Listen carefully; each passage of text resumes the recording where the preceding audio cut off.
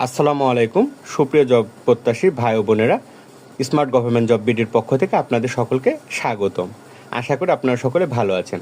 আজকে আমি যে নিয়োগ বিজ্ঞপ্তি নিয়ে আলোচনা করব সেটি হলো বাংলাদেশ ব্যাংকের একটি বিশাল বড় নিয়োগ বিজ্ঞপ্তি প্রকাশিত হয়েছে। তো মোট 320টি পদের। তো নিয়োগ বিজ্ঞপ্তি 27 জুলাই 2026 সালে লেটেস্ট নিয়োগ বিজ্ঞপ্তি। তো বাংলাদেশ ব্যাংকের প্রতিটি মাসেই অনেক বড় বড় সার্কুলার প্রকাশিত হচ্ছে। যারা বাংলাদেশ ব্যাংকভুক্ত বিভিন্ন সরকারি ব্যাংকে জব করতে চান তারা অবশ্যই আমার ইউটিউব চ্যানেলটি সাবস্ক্রাইব করে রাখবেন, যেন প্রতি মাসে এ ধরনের ভিডিও সবার আগে আপনি দেখতে পারেন। তো চলুন দেখে নিই বিজ্ঞপ্তিতে কি বলছে। তো বিজ্ঞপ্তি এখানে অনেক বড়, মোট 320টি পদ।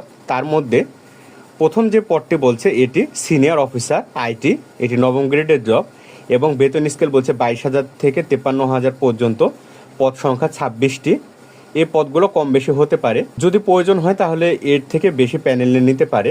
এবং ব্যাংকগুলো বলছে আপনারা বাংলাদেশ ব্যাংকে আবেদন করলেও আপনাদের নির্দিষ্ট ব্যাংকগুলোতে আপনাদের ভাগ করে দিবে। যেমন এখানে বলছে অগ্রহণী ব্যাংক পিএলসি 30টি এবং বাংলাদেশ ডেভেলপমেন্ট ব্যাংক পিএলসি 6টি।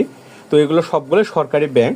এখানে জব আইডিটা আপনারা ভালো করে খেয়াল করবেন, কারণ আপনাদের অ্যাপ্লিকেশনের সময় জব আইডিটি প্রয়োজন হবে।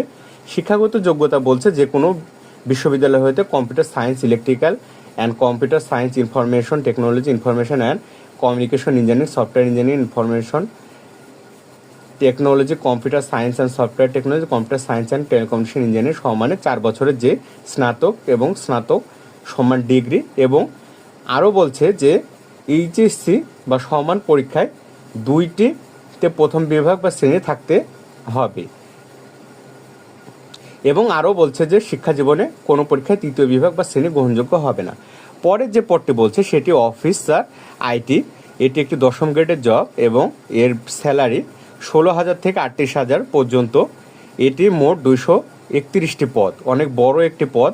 আপনারা অ্যাপ্লাই করতে পারেন। তো এখানে আপনাদের ব্যাংকগুলো ভাগ করে দিবে। এখানে দেখুন সোনালী ব্যাংক পিএলসি 146টি, রূপালী ব্যাংক পিএলসি 80টি এবং কর্মসংস্থান ব্যাংক 5টি পদ আছে। এটার আইডিটা আপনারা দেখে যাবেন, অ্যাপ্লিকেশন আইডি। এবং এটাও আপনাদের শিক্ষাগত যোগ্যতা যে কোনো ইঞ্জিনিয়ারিং ডিপার্টমেন্ট হতে 4 বছরের স্নাতক ডিগ্রিধারী হতে হবে।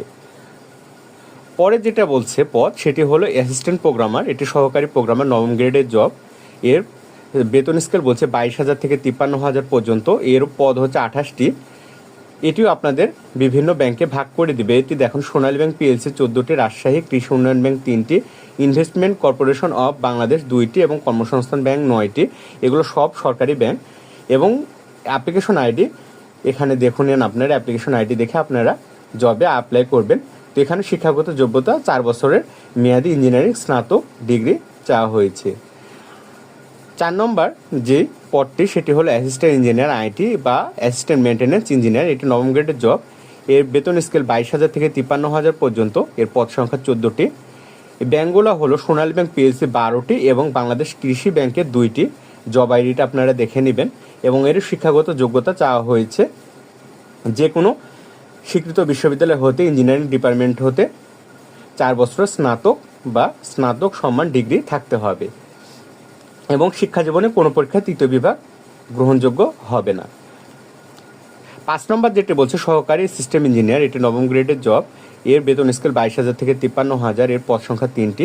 এই 3টি কর্মসংস্থান ব্যাংকে পদ। তো আপনারা জব আইডিটা দেখে নেবেন এবং শিক্ষাগত যোগ্যতা যে কোনো বিশ্ববিদ্যালয় হতে ইঞ্জিনিয়ারিং ডিপার্টমেন্টে স্নাতক। 6 নম্বরে যেটি বলছে অ্যাসিস্ট্যান্ট ডেটাবেজ অ্যাডমিনিস্ট্রেটর, এটি 9ম গ্রেডের জব। এর বেতন স্কেল 22,000 থেকে 53,000 মধ্যে। পদ সংখ্যা 2টি। এই 2টি সোনালী ব্যাংক পিএলসির আন্ডারে। জব আইডিটা আপনারা দেখে নেবেন এবং শিক্ষাগত যোগ্যতা বলছে যে কোনো বিশ্ববিদ্যালয় হতে স্নাতক ইঞ্জিনিয়ারিং ডিপার্টমেন্ট হতে। এখানে বলছে 7 নম্বরে অ্যাসিস্ট্যান্ট সিস্টেম অ্যানালিস্ট, এটি 6 গ্রেডের জব। বেতন স্কেল 35,000 থেকে 67,000 পর্যন্ত এবং এর পদ সংখ্যা 2টি। এটি রাজশাহী কৃষি উন্নয়ন ব্যাংকের 2টি পদ। এর আবেদন আইডিটা আপনারা দেখে নেবেন, কারণ আবেদন আইডি দেখে আপনাদের জবগুলো অ্যাপ্লিকেশন করতে হবে। তো এখানে শিক্ষাগত যোগ্যতা যে কোনো ইনস্টিটিউট হতে 4 বছর মেয়াদি স্নাতক ডিগ্রিধারী হতে হবে। 8 নম্বরে যেটি বলছে অ্যাসিস্ট্যান্ট ডেটাবেজ অ্যাডমিনিস্ট্রেটর 6 গ্রেডের জব। পদ সংখ্যা 1টি। রাজশাহী কৃষি উন্নয়ন ব্যাংকে এই পদটি। এই জব আইডিটা আপনারা দেখে নেবেন 26O111। এখানে শিক্ষাগত যোগ্যতা চেয়েছে যে কোনো বিশ্ববিদ্যালয় হতে ইঞ্জিনিয়ারিং ডিপার্টমেন্টে স্নাতক ডিগ্রিধারী হতে হবে। 9 নম্বর যেটি বলছে প্রোগ্রামার, এর 6 গ্রেডের বেতন স্কেল 35,000 থেকে 67,000 পর্যন্ত। এর পদ একটি, এটি আনসার ভিডিপি উন্নয়ন ব্যাংকে এই পদটি। তারপরে এটি শিক্ষাগত যোগ্যতা বলছে যে কোনো বিশ্ববিদ্যালয় হতে ইঞ্জিনিয়ারিং ডিপার্টমেন্টে স্নাতক ডিগ্রিধারী হতে হবে। 10 নম্বর যেটি বলছে ডেটাবেজ অ্যাডমিনিস্ট্রেটর, এটি 6তম গ্রেডের। এর বেতন স্কেল বলছে যে 35,000 থেকে 67,000 পর্যন্ত। এর পদ সংখ্যা 2টি। এই দুইটি পদে কর্মসংস্থান ব্যাংকে। এর আবেদন আইডি 261113। এই আইডি নাম্বার দেখে আপনারা আবেদন করবেন এবং শিক্ষাগত যোগ্যতা বলছে যে কোনো বিশ্ববিদ্যালয় হতে ইঞ্জিনিয়ারিং ডিপার্টমেন্টে স্নাতক ডিগ্রিধারী হতে হবে। তো চলুন কিভাবে আপনাদের শিক্ষাগত যোগ্যতা মান বন্টন করবে সেটি দেখে নেওয়া যায়।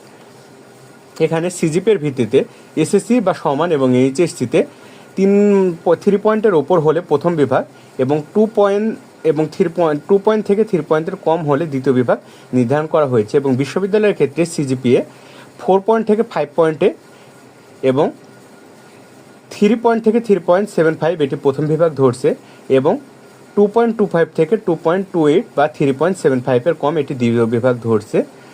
তো চলুন দেখে নিই শিক্ষাগত যোগ্যতা এখানে কত চাওয়া হয়েছে। শিক্ষাগত যোগ্যতা 1 থেকে 6 ক্রমিক রঙের জন্য 21 বছর থেকে 32 বছর এবং 7 থেকে 10 ক্রমিক রঙের জন্য সর্বোচ্চ 35 বছর নির্ধারণ করা হয়েছে। এবং আবেদন দাখিলের শেষ তারিখ দিয়েছে 1/9/2026 রাত 11টা মানে রাত 12টা পর্যন্ত। তো আপনারা 1 তারিখের আগেই সবাই আবেদনটি সম্পূর্ণ করে নেবেন, কারণ লাস্টের দিকে সার্ভারে অনেক সমস্যা দেখা দেয়। এবং পেমেন্ট ফি এবং পরিশোধের জন্য 3/9/2026 রাত 12টা পর্যন্ত সময় দেওয়া হয়েছে। তো আপনারা অতি দ্রুত আবেদনটি সম্পূর্ণ করবেন। আবেদন সম্পূর্ণ করার জন্য যে ফি নির্ধারণ করা হয়েছে সেটি 200 টাকা ফি নির্ধারণ করা হয়েছে এবং অনাগ্রসর নাগরিক গোষ্ঠীর জন্য 50 টাকা নির্ধারণ করা হয়েছে। আবেদন করার জন্য আপনাদের এই ওয়েবসাইটে প্রবেশ করে আবেদন সম্পূর্ণ করতে হবে। তো আপনারা যারা ঘরে বসে অনলাইনে আবেদন করতে চান তারা আমাদের সাথে যোগাযোগ করতে পারেন, আমরা আপনাদের আবেদনটি সম্পূর্ণ করে দেব।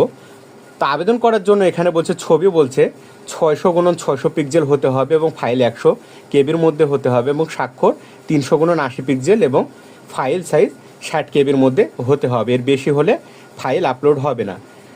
আবেদন সম্পূর্ণ হলে আপনারা সিভিআইডি নাম্বারটি সংরক্ষণ করে রাখবেন, কারণ এই সিভিআইডি নাম্বার এবং অ্যাপ্লিকেশন আইডি নাম্বার এই দুইটি আইডি নাম্বার দিয়ে আপনাদের পরীক্ষার সময় অ্যাডমিট কার্ড ডাউনলোড করতে হবে।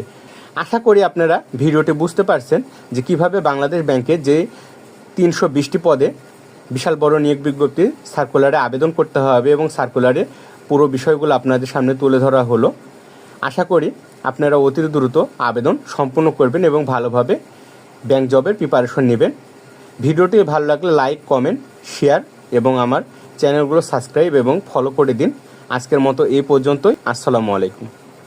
আপনারা যদি চান ঘরে বসে যে কোনো চাকরির জন্য আবেদন করবেন তাহলে আমাদের সাথে যোগাযোগ করতে পারেন।